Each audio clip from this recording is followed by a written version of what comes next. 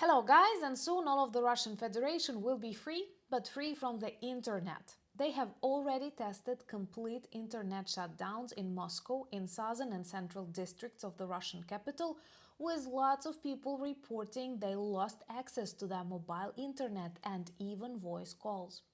Most importantly, Russian mobile operators confirmed they had nothing to do with it, and it was due to some external restrictions and necessary security measures.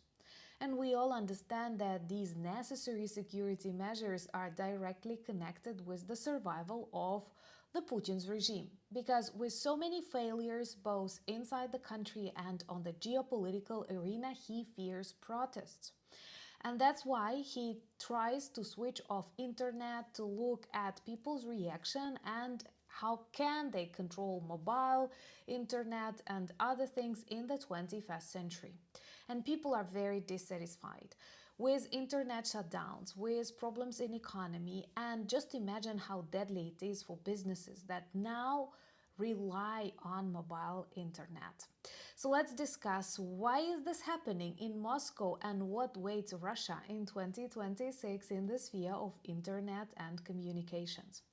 My name is Anna, I'm from Ukraine, I'm in Ukraine, and if you want to see the defeat and demilitarization of Russia, subscribe and share these videos to spread the truth. We are lucky people, we have access to internet, even mobile, even in times of big war and during Russia's attacks on Ukraine, which demonstrates we are not afraid of the truth, and Putin is very much. He has a lot of problems inside Russia with the collapse of their economy, trillions lacking in the federal budget, and actually many fear that soon he will steal people's deposits from banks directly, making them borrow this money to the Kremlin as it needs to burn more and more on the destruction of Ukrainian kindergartens.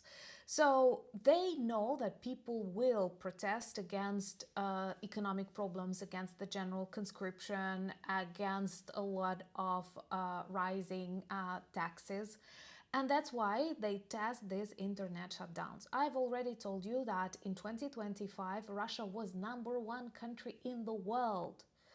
If you count the duration and amount of hours they switched internet in very different regions of the Russian Federation.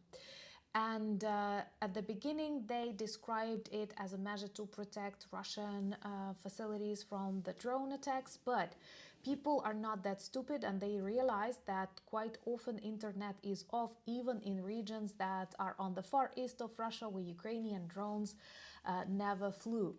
Plus, you all know that Ukraine is under constant Russian attacks, and we have internet. Our businesses rely on internet, and you watch me on internet.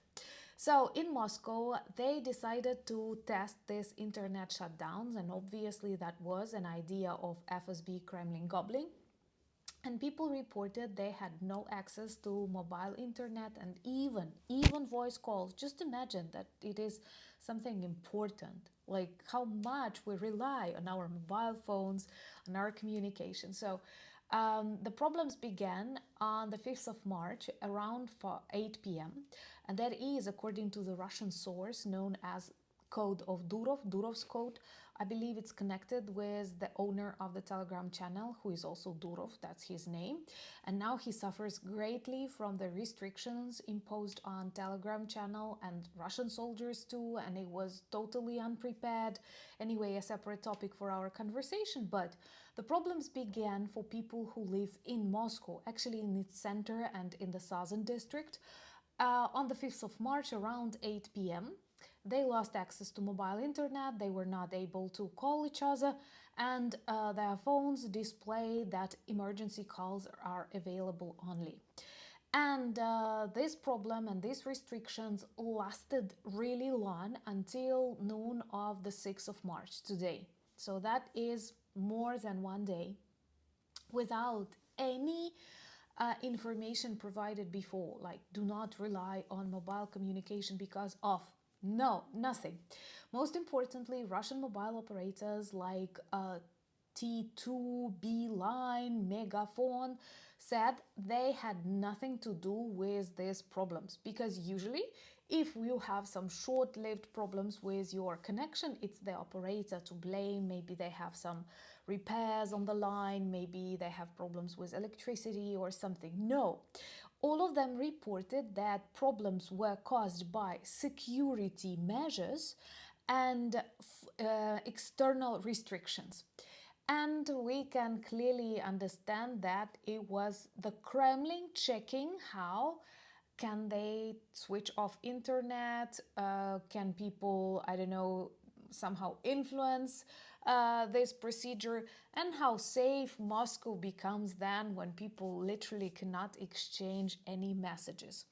But definitely this is a measure of desperation, and I cannot imagine something similar happening in any more or less democratic countries in the 21st century, because this is a part of human communication now. We rely greatly on internet, and not only for political reasons, but for personal, medical, security reasons. I don't know, businesses.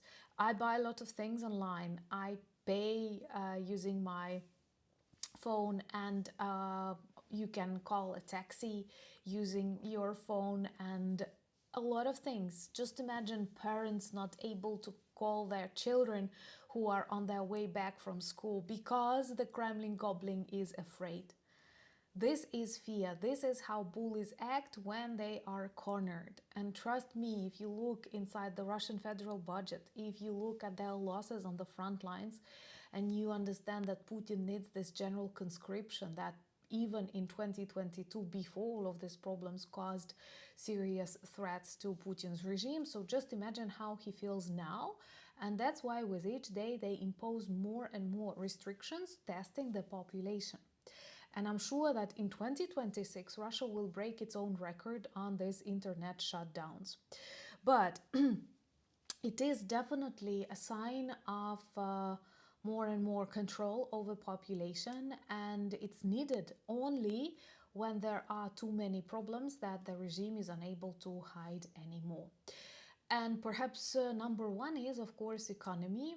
We've discussed that they close a lot of branches of banks, that they prepare, most likely freezing a lot of deposits and actively using them on war and other urgent problems that the Kremlin needs to solve.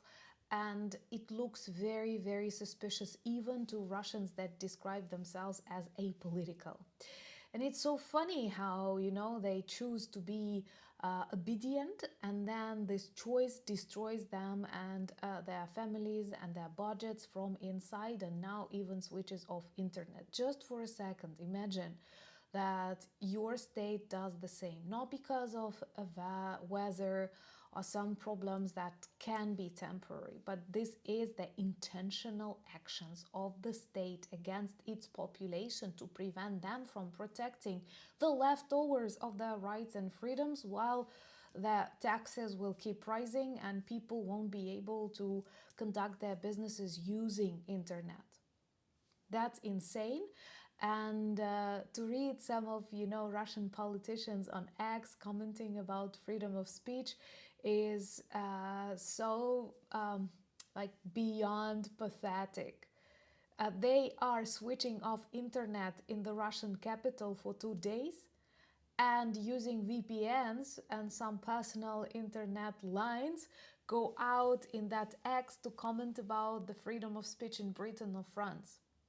Let me know what do you think about this internet shutdowns, and if you experience some, what are the reasons for that. And remember to join me tomorrow 9 p.m. Kyiv for our live conversation. Also check Anna Danilchuk channel for new videos, weekly format, and in the previous one we actually discussed how Moscow turned into a war zone, and now a war zone without mobile internet.